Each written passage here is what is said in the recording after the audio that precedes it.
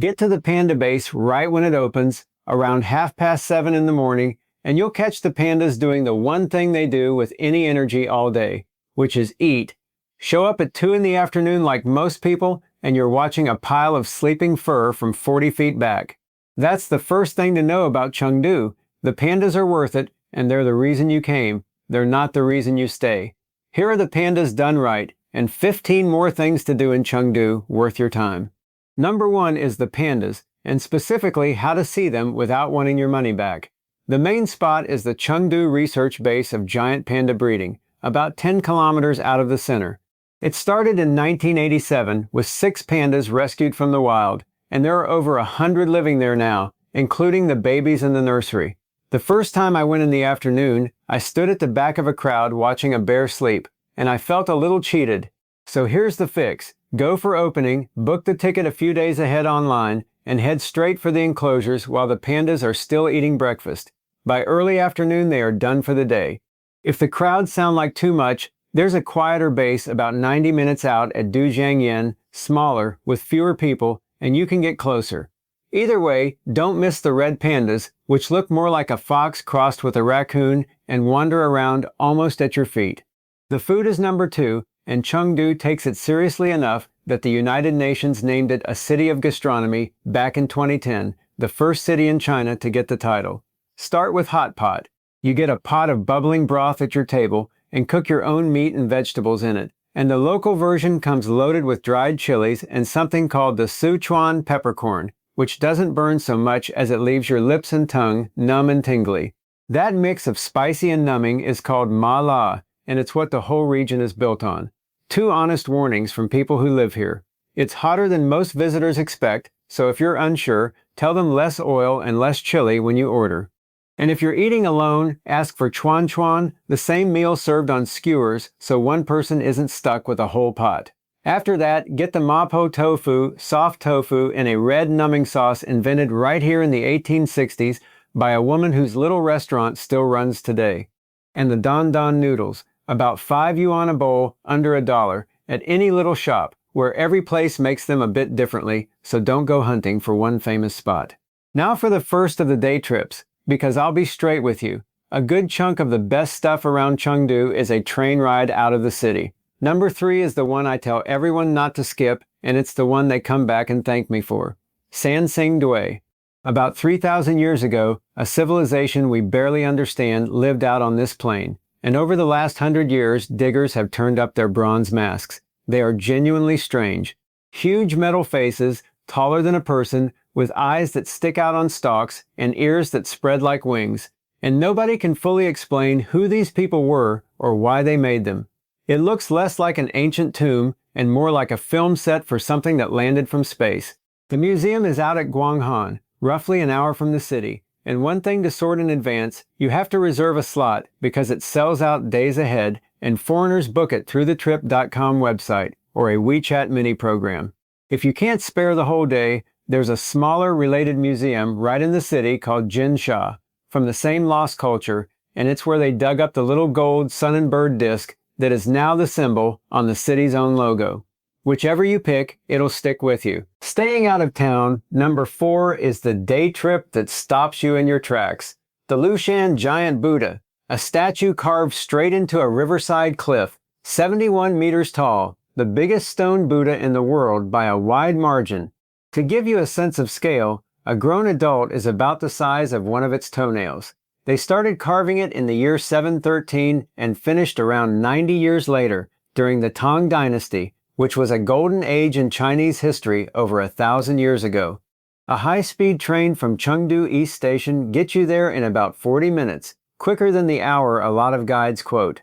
The best way to take it in is from the water, on the little sightseeing boat that pulls up in front of it, because from down there you get the full height in one look. You can also walk the stairs cut into the cliff, down past its feet, but that line gets long, so I'd take the boat. 2 quick things before we head back into the city. Those day trips are worth booking a few days ahead, and working out the trains and tickets in China takes a minute to learn. The money-saving travel guide I lean on and the tour operators I'd actually use are both sitting in the description, and that's all those links are, no fluff. Number 5 is back in the city, and it's over in a blink. Sichuan opera has a trick in it called Bian Lian, which means face changing. Here's how it goes. A performer stands in front of you in a bright painted mask, waves a hand or turns his head, and the mask is instantly a different color and a different face. Then again and again. They can flip through a dozen masks in under a minute, and nobody in the audience can catch how. The secret was guarded for about 300 years, and the short version is that the masks are thin painted silk, layered on and whipped away by hidden threads, but knowing that does not help you spot it. A full show at a tea house also throws in fire-breathing, shadow puppets, and music, and it runs a little over an hour. My take is that one show is plenty, and the face changing is the only part you'll still be thinking about the next day. People's Park is number 6, and this is the one that made me understand why locals love this city. It's free, it's right downtown, and it's the oldest public park in Chengdu. What you do here is nothing, on purpose. You grab a bamboo chair at the Humming Tea House, which has been serving tea by the same lake for almost 100 years. Order a covered bowl of tea called a gaiwan, and you just sit. Around you, older folks are playing mahjong and cards and slapping the tables. Some people are doing tai chi, and there's a corner where parents post handwritten dating profiles for their grown children on little laminated cards. Pink for the women, blue for the men, height and job and salary all listed, no photo. You also have to try the ear cleaning. Someone comes at your ear with a set of tiny tools and a little feather, and it sounds terrifying, but it's oddly relaxing, and it costs a few dollars. This park is the whole point of Chengdu in one afternoon. Number 7 is really 2 stops in one, and they sit right next to each other, so do them together.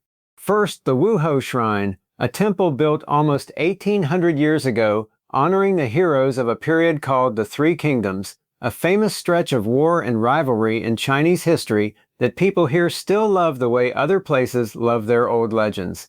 It's the only temple in the country that honors both a ruler and his top advisor together, and that emperor's tomb is right there on the grounds. Even if none of that history means anything to you, the red walls and the gardens are a good walk. And then, right out the side gate, a 5-minute stroll away, is Jinli, a rebuilt old food street, all lanterns and craft shops. Come in the evening, eat your way down it, and don't take it too seriously. It's touristy, and it's still a good time. Give it an hour. Jinli is old Chengdu dressed up for visitors. If you want the version where the city actually spends its evenings, number 8 is a neighborhood almost no guide mentions, down in the south, called Yulin. There's no monument here, and nothing to line up for. What there is the real thing. Narrow lanes with murals painted up the walls, little bars and coffee shops, small rooms with live music, and street stalls where locals crowd around grilled skewers and cold beer at night. This is where younger Chengdu goes to hang out, and it's the closest you'll get to feeling like you live here instead of visiting. Wander down Yulin Road in the evening, follow whatever looks busy, and get the chuan, those skewers I mentioned earlier, at one of the packed little joints. If People's Park is Chengdu in the daytime, Yulin is Chengdu at night, and I'd take an evening here over the polished tourist version any day. Number 9 is Chengdu's other big-name old street, Kuanzhai Alley, which translates to the wide and narrow alleys. It's 3 parallel lanes of restored courtyards, tea houses, bars, and shops, on the site of a garrison town from the Qing dynasty, China's last, which ended in 1911. It's pretty. It's also so close to Jinli in feel that doing both is seeing the same place twice, so pick one. Jinli leans toward food and history, Kuanzhai toward cafes and bars, and whichever is nearer your hotel wins. Just know that weekends and evenings here are packed shoulder to shoulder. Wenshu Monastery is number 10, and if the busy streets wear you out, this is the cure. It's the best preserved Buddhist temple in the city, over 1,000 years old, and it's still a working monastery, so you'll see people burning incense and praying, because it's a real place of worship. The grounds are calm. There's a tea house tucked under the bamboo where locals have been drinking tea for a century, and the temple's own vegetarian restaurant is famous for making fake meat out of tofu that's better than it has any right to be. Bring your passport because a lot of temples and museums here scan it at the door. The temple itself is lovely, The quiet old neighborhood around it is the real reason to come. For the evening, head down to the Jin River that runs through the heart of the city. Number 11 is the Anshun Bridge and the bar street beside it. The bridge is a covered wooden bridge with a restaurant built right inside it, and it looks its best after dark when the whole thing glows over the water.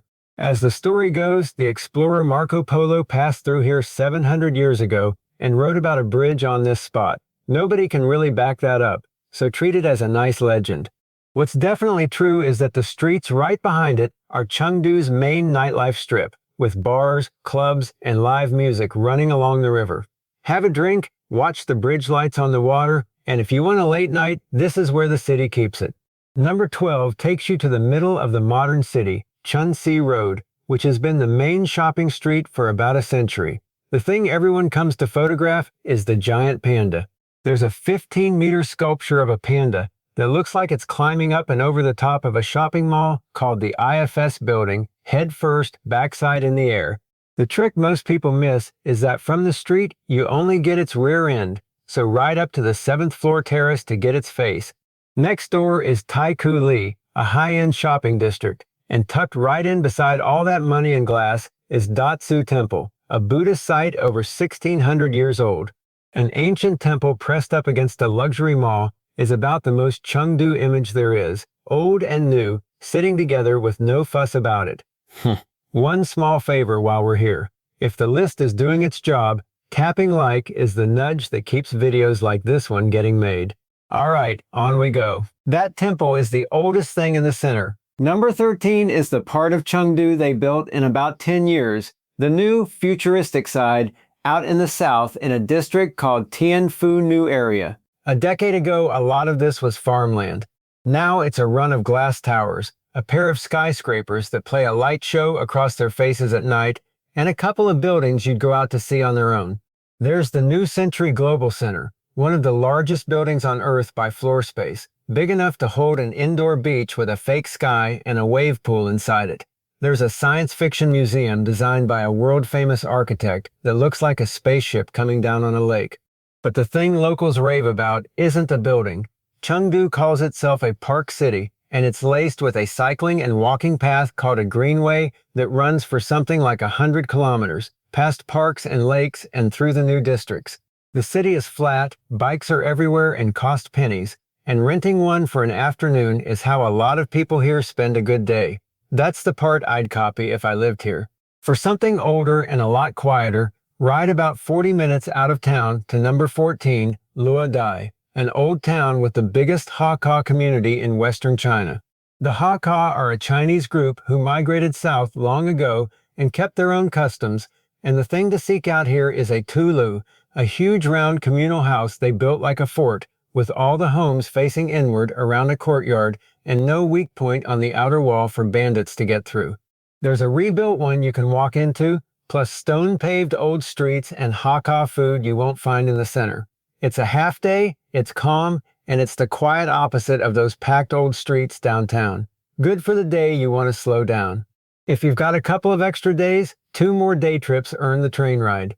Number 15 is a pair that sits on one ticket of time, about an hour out. First, the Du Jiangyin irrigation system. I know an ancient waterworks sounds like the dullest thing on this list, but give it a second because it's one of the cleverest things anyone built in the ancient world. Over 2,000 years ago, around 256 BC, engineers split a wild flooding river in two. No dam, just the shape of the channel itself, and it still waters this whole plain today. That's the reason the region has never gone hungry. It's a real thing to stand in front of. Right next to it is Mount Qingcheng, a green mountain that is one of the birthplaces of Taoism, an old Chinese way of thinking about living in balance with nature. It's dotted with temples, and it's a gentle, beautiful climb. Take the front mountain, not the back one, because the front has the temples and the easier path. A few travelers told me Qingcheng was the best day of their whole trip, and I get why. That leaves number 16, the big one to end on, Mount Umei. It's one of the 4 sacred Buddhist mountains in China. The top, the Golden Summit, sits at just over 3,000 meters with a giant gold statue up there. On a clear morning, you get a view out over a sea of clouds, and people set an alarm for before dawn just to catch it. You take a high-speed train from Chengdu, about 45 minutes, then a bus and a cable car up toward the top, and it's a full, tiring day. One real warning, the mountain is famous for its wild monkeys, and they are not cute. They're bold, they work in groups, and they will go through your bag for food, so keep it zipped and don't wave snacks around. If you only have the energy for one big mountain day near Chengdu, Chingcheng is the gentler one and Ame is the grander one. I'd pick Ame if the forecast is clear and skip it if it's not, because the whole payoff up top is the view. One last thing, and it matters more here than in most places, timing. Go in April or October if you can, when the weather is mild, and in autumn the ginkgo trees turn the streets gold. Try to avoid the first week of October if you're not stuck with it, because that's a national holiday called Golden Week, and every site you just heard about turns into a wall of people. And skip the deep summer if you have a choice, because July and August get brutally hot. Give the city more than a day or two. Use it as a base, do a couple of the big day trips, but leave yourself an afternoon to do nothing in a tea house, because everyone ends up figuring out the same thing about Chengdu. You come for the pandas and you stay for the pace.